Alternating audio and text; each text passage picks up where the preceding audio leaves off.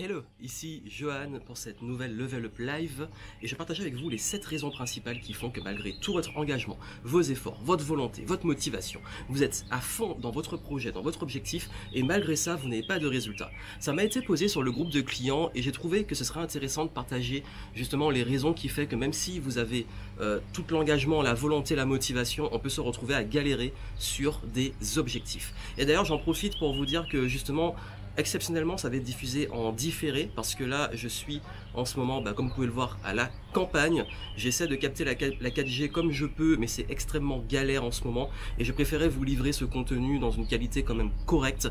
Même si c'est pas optimal, vous serez pas à l'abri d'un bruit d'une poule là-bas qui fait du bruit ou d'un avion qui passe ou autre. Mais plutôt que de pas le faire, je préfère le faire quand même dans des conditions que vous puissiez profiter de ces conseils. Et puis surtout, je vais le publier en différé sur ma chaîne YouTube en première à 13 h. Comme ça, au moins, vous aurez les contenus, même si c'est pas en live, exceptionnellement. Donc voilà, je m'excuse pour ces choses-là. Parce que là, justement, j'ai pris une petite semaine dans le Pays Basque parce que j'avais un peu... voilà, comme peut-être vous, après le confinement, envie de bouger, de voir la montagne et la mer, et j'adore le Pays Basque, et c'est un bon endroit pour moi pour se ressourcer. Il y a la mer à 500 mètres à pied là, enfin même moins, hein, je marche, je vois la mer, et puis la vue sur la montagne de l'autre côté, mais si je vous la montre, je serai à contre-jour, et j'essaie au maximum de trouver l'endroit idéal pour, au niveau du son, de l'image, que vous ayez un truc correct, même si c'est pas optimal. Voilà, je m'en excuse, mais c'était pour introduire aussi pourquoi exceptionnellement c'est pas en live, mais les conseils quand même vous pourrez en profiter. Pourquoi? Parce que en fait, je sais que on peut avoir... On peut se mettre à fond, on peut s'engager à fond, on peut mettre toute l'énergie qu'on veut et malgré ça on peut se retrouver avec un business, des finances, des choses qui bloquent et qui n'avancent pas. Et je pense qu'il est important de comprendre quelques éléments qui peuvent vous aider et vous éviter de vous épuiser pour rien et d'avancer comme une tortue, d'avoir cette frustration de... Malgré que vous ayez tout cet engagement, vous vous dites mais c'est quoi mon problème, pourquoi ça n'avance pas? Et je veux dire d'expérience, il y a 7 raisons. 7 raisons qui font que on peut se retrouver, malgré tous les efforts, à galérer et à s'épuiser. La première raison, je la donne souvent et c'est très classique, c'est souvent lié au fait de manquer d'une vision claire, le manque de clarté sur la vision. Quand je dis la vision c'est quoi? C'est déjà le sens que vous mettez aux choses, pourquoi vous le faites, et puis surtout où vous souhaitez arriver, où vous voulez, qu'est-ce que vous voulez créer sur le long terme, qu'est-ce que vous voulez développer, qu'est-ce qui est important pour vous. Et je crois que quand on n'a pas son GPS qui est activé, qu'on n'a pas vraiment de la clarté sur la vision, on fait les choses un peu à moitié, ou on fait les choses pour les faire, mais on ne sait pas où on va. C'est comme si vous vous mettez à faire du sport en vous disant ouais super, je veux juste me remettre en forme, etc. Bon, est-ce que vous faites du sport pour perdre du poids, pour vous remettre en forme, pour vous muscler, pour sécher, etc. Rien qu'à d'être plus au clair sur le corps qu'on peut avoir et l'objectif de santé qu'on peut avoir, c'est le travail des coachs sportifs, ça aide énormément. En business, puisque c'est mon rôle, donc quand je fais de l'accompagnement en business, la première chose que je demande à mes clients, c'est justement par rapport à leur vision, c'est pourquoi ils le font et où ils veulent aller. Et si c'est pas au clair, on va travailler dessus, on va clarifier les choses pour être sûr que vous soyez au niveau financier, au niveau clientèle, au niveau structure de votre business, même au niveau lifestyle, de savoir où vous allez. Moi, j'ai vraiment ma vision, elle a commencé avec une vision de liberté, je l'assume, c'était purement égoïste. Je voulais juste être libre, pouvoir voyager, etc. Aujourd'hui, ma vision, il y a toujours cette liberté que je cultive, comme le fait de pouvoir partir là en road trip dans le Pays Basque, pouvoir... bon, je n'ai pas pu aller en Espagne parce que la frontière, au moment où je fais là, où j'enregistre, elle est fermée, mais elle va ouvrir ce week-end. Mais bon, je me suis dit, tant qu'à faire, autant rester en France. Et puis même, je vous avoue, j'ai un petit truc de vouloir encourager aussi les bars, les restos français, profiter à les consommer en France, parce qu'en fait aussi, c'est dans mes valeurs. Et la vision est liée aussi à vos valeurs et de faire les choses qui vous semblent justes en fait. Et dans mon business maintenant, ma vision que j'ai, elle dépasse l'échelle de ma vie. J'ai envie vraiment que les gens soient beaucoup plus éduqués, plus conscients et que chacun puisse exploiter à fond sa zone de génie pour pouvoir impacter et rendre le monde meilleur. Et un monde meilleur pour moi c'est quoi? C'est un monde avec des personnes qui sont dans leur zone de génie, qui sont elles-mêmes, qui se respectent, qui sont libres et libres dans la liberté de chacun. Donc ces choses-là qui font que pour moi c'est ultra important de construire ça. Et la vision de Game Entrepreneur, la vision de mon business, c'est de réussir à accompagner chaque année des centaines et des centaines d'entrepreneurs, d'indépendants, d'avoir plus d'impact et donc de former en fait des leaders. Parce que je pense que c'est les leaders qui vont changer ce monde. Donc voilà pour vous dire rapidement. Bien entendu, on peut avoir des visions différentes selon les secteurs. Par exemple, ça peut être le business, ça peut être votre vie, ça peut être votre famille, etc. Mais au moins clarifier les choses, gagner en clarté. Généralement, dans mes programmes, on le travaille pas mal en profondeur. Donc peut-être que si vous vous épuisez sans forcément savoir où vous allez. Deuxième chose, ça peut être aussi dans la formulation de l'objectif. Parce que la vision, c'est finalement quelque chose que je voulais créer qui peut être un petit peu lointain, ou voilà, ça peut arriver. Mais l'objectif, ça va être justement quel est le résultat à développer ou l'étape pour arriver et développer cette vision. Et le problème, c'est que si vous dites par exemple, et beaucoup me disent, je veux juste gagner plus d'argent. Bah ok, tiens, je te donne 20 euros. 20 euros, vous allez gagner plus d'argent. Et là, vous allez peut-être me dire, ouais, mais 20 euros, c'est bon, ça me paye juste peut-être le resto, mais je fais quoi avec? Quand vous dites que vous voulez gagner plus d'argent, c'est pas un objectif. Quand vous dites je veux générer par exemple 10 000 euros de chiffre d'affaires par mois dans mon business, ou je veux dépasser les 6 chiffres dans cette année, ou je veux atteindre 1 million de chiffre d'affaires par an, bref, là vous formulez des objectifs qui sont smart, spécifiques, mesurables, atteignables, réalistes, temporels, donc datés. Je vais pas vous refaire les objectifs SMART, j'ai fait plein de vidéos dessus sur ma chaîne et vous pouvez aller les voir. Comment fixer un objectif sur ma chaîne, sur le moteur de recherche de ma chaîne YouTube, vous allez trouver plein d'éléments et dans mes programmes je les reprends, donc je vais pas reprendre comment formuler un objectif, mais tout ce que je vous dis c'est que la formulation de l'objectif va mettre l'intention et l'intention va créer l'élan.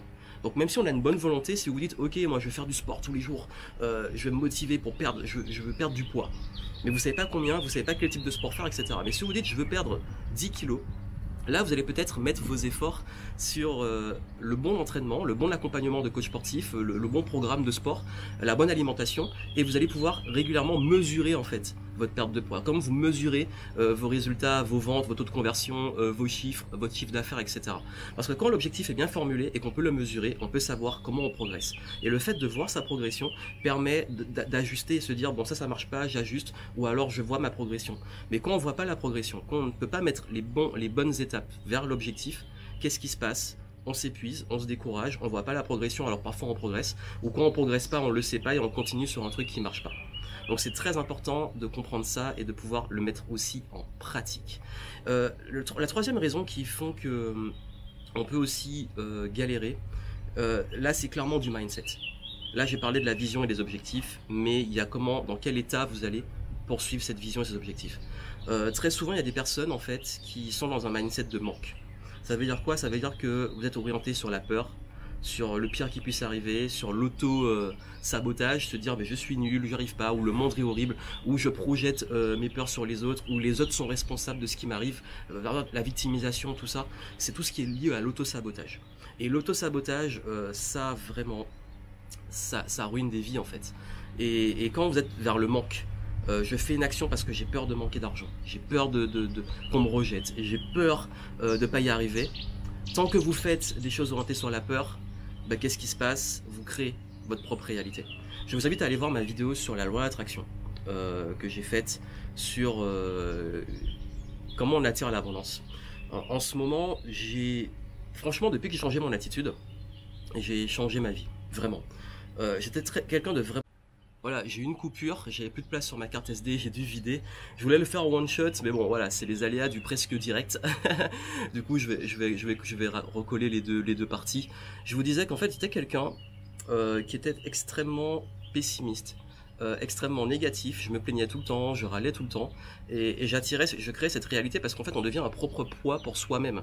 Et du coup, quand je me suis dit ça, et des amis aussi me disaient ça, Johan, tu te râles tout le temps, tu te plains, etc.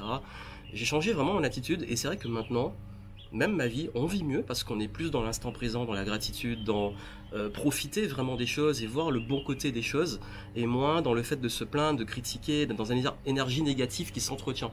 Et même un dialogue interne, hein, s'auto-saboter, etc. Et également, j'ai vu que ça m'a beaucoup aidé dans le fait d'attirer l'abondance. J'attirais toujours des situations désagréables, des situations compliquées, des situations conflictuelles. Alors qu'aujourd'hui, il m'arrive plein de trucs. Souvent quand j'arrive dans des hôtels surclassés, quand je rencontre des personnes, il y a toujours des opportunités derrière. Quand je crée quelque chose en contenu, j'attire aussi des bonnes personnes. Bref, en fait, il y a une sorte d'attraction qui se fait, mais si vous voulez en savoir plus sur la loi d'attraction, mais d'un point de vue purement, j'aborde tous les aspects. L'aspect spirituel, l'aspect énergétique, l'aspect scientifique, même dans le focus dans le cerveau, dans le coaching. Bref, je vous montre un peu qu'est-ce qu'il y a derrière et allez voir, c'était une Game Entrepreneur Story que j'ai tournée à New York au début de cette année. Et vraiment, ça va vous apporter pas mal d'éléments sur ce point-là et qui vont peut-être vous aider aussi à envisager les choses et à changer votre perception de vous-même et du monde. Et je crois que l'énergie dans laquelle on est et être dans ce qu'on appelle être dans l'abondance, ça fait la différence. Parce que même si vous avez une super vision et un bon objectif, si quand vous la suivez, vous êtes vraiment dans des sales énergies, ça n'aboutira à rien.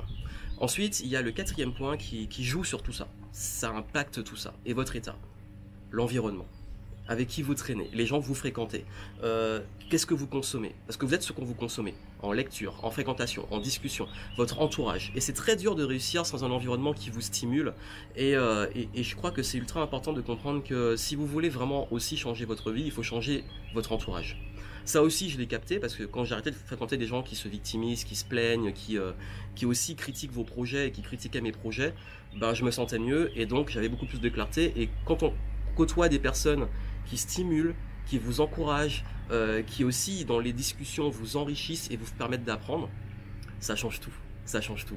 Donc je vous recommande aussi vraiment de voir avec qui vous traînez, votre environnement et changer qui vous fréquentez et vous allez changer qui vous êtes. Et je crois que c'est Jim Rohn qui disait vous êtes la moyenne des 5 personnes que vous fréquentez le plus. Et je pense que c'est important. Mais n'oubliez pas aussi, je suis quand même pour un truc par rapport à cette citation, de quand même varier, enfin pas faire exprès, mais ne pas vous enfermer non plus dans les mêmes types de fréquentation, de rester quand même ouvert. Mais là je parle d'énergie. C'est-à-dire qu'on peut ne pas avoir les mêmes idées, on peut ne pas avoir les mêmes métiers, on peut ne pas avoir les mêmes objectifs, mais on peut avoir les mêmes valeurs et les mêmes énergies. Et ça, c'est une question de compatibilité. Donc ça fait vraiment du bien qu'on ait des gens avec, vous savez, les discussions qui vous nourrissent. Donc cultivez ça également. Également, le cinquième point, cinquième raison, c'est la qualité de vos actions. Ok, super environnement, bon mindset, etc. Comment vous agissez? Est-ce que vous êtes sur des actions qui sont basées sur les bonnes priorités? Est-ce que vous faites des actions qui ont un effet levier, qui sont régulières aussi? Vous avez une bonne routine, vous les répétez parce que c'est pas une action comme ça. Donc ce qui est important, c'est la qualité de vos actions. Et la qualité de vos actions, c'est savoir gérer vos priorités. Allez télécharger, si vous le souhaitez, en descriptif, ma checklist des priorités. Et si vous voulez savoir comment vraiment être sûr d'être sur les bonnes actions par rapport aux objectifs, vous avez mon programme, la méthode de planification Game Entrepreneur, où je vous donne tous les premiers points que j'ai abordés. Comment fixer un objectif, comment créer une vision et comment savoir comment mettre en place les bonnes actions selon l'objectif, parce que c'est ultra important. Et aujourd'hui, je vais être franc avec vous, je passe beaucoup plus de temps à définir et à optimiser mes journées et mes actions. Et quand je dis mes journées, c'est mes journées de travail pour être vraiment la différence entre être occupé et être productif. Et réellement, ça a changé le fait que aujourd'hui, je peux travailler 10 fois moins qu'avant et gagner 10 fois plus. Parce que je suis sur de l'effet levier. Mais il a fallu que je travaille et que quand je travaillais, c'est pas de la répétitivité, c'est pas les choses qui sont pénibles, etc. C'est je plante des graines. Et c'est la philosophie en fait. Planter des graines versus faire des trucs relous comme de l'administratif, de la comptabilité, de la technique, des trucs qui se répètent tout le temps. On peut le faire au début, mais au bout d'un moment, si vous faites que ça, je pense que vous allez finir par devenir dingue en fait. Et je pense que c'est ultra important que vous compreniez de toujours focaliser vos actions sur ce qui est rentable, vraiment, par rapport à votre énergie, le temps que vous allez mettre et aussi votre argent. Ensuite, le sixième point, c'est d'abandonner trop tôt, c'est l'impatience. Je sais, je suis le plus impatient du monde, je suis un gros impatient, je sais ce que c'est que l'impatience, mais de vouloir absolument les résultats très vite. Beaucoup abandonnent trop vite, hein. Ils lancent un business, ils commencent, ils ont un premier échec, un premier rejet, une première vente qui a échoué, un premier produit qui est lancé qui ne marche pas, et ils abandonnent. Je vous dis, j'ai foiré mes 3 premiers lancements de produits, il y a plein dans mes projets, sur les 100 que je vais faire, il y en a peut-être 90 qui vont se foirer. Sur les 10 que je vais faire, il y en a 9 qui vont planter. L'échec fait partie du chemin.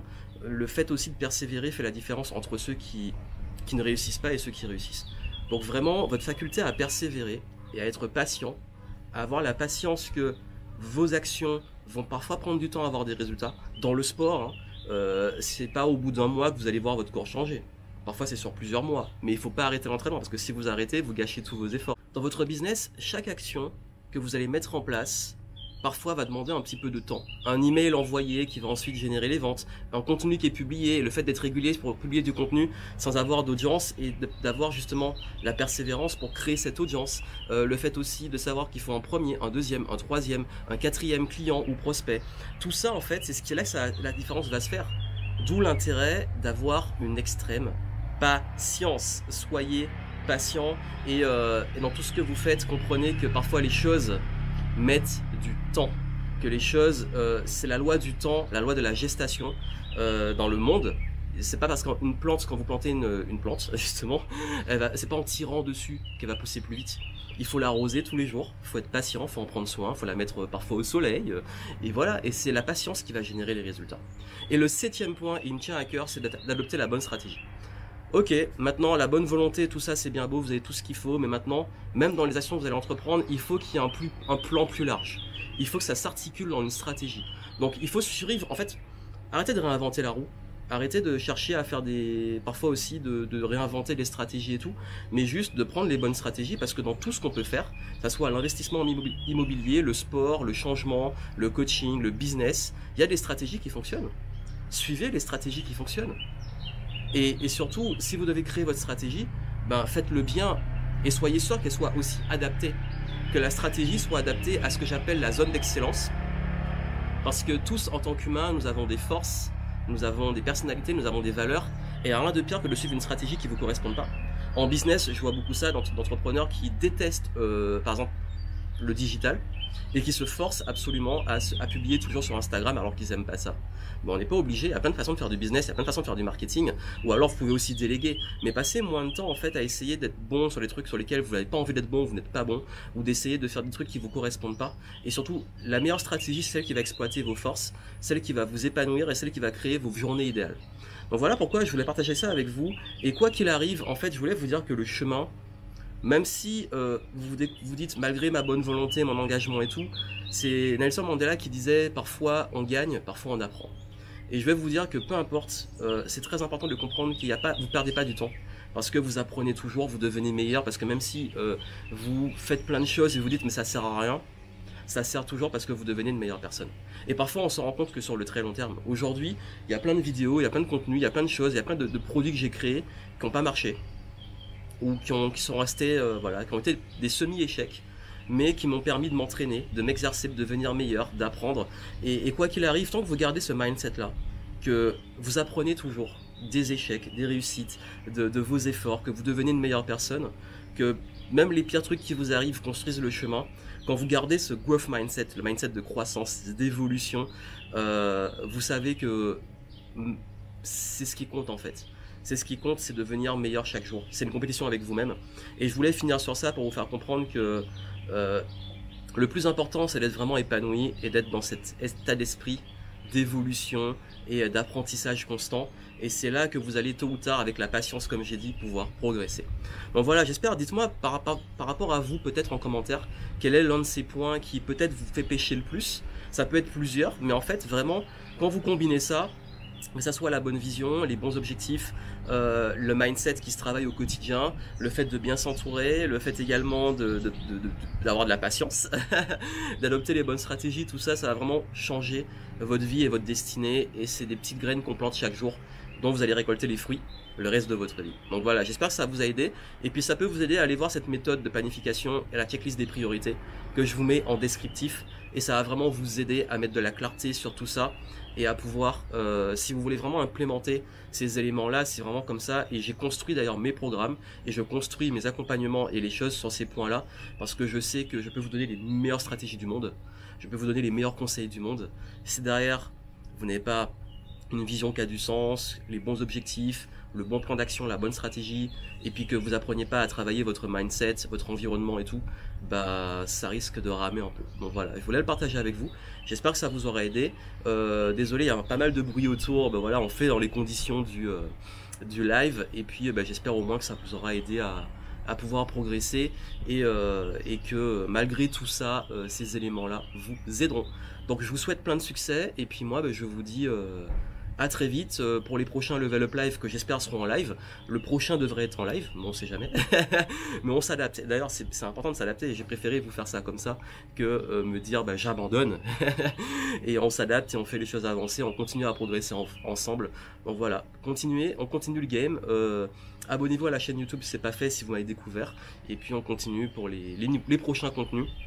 Et je prépare pas mal de surprises et de nouveaux formats aussi pour les prochains contenus. Voilà. Portez-vous bien, prenez soin de vous. À très bientôt.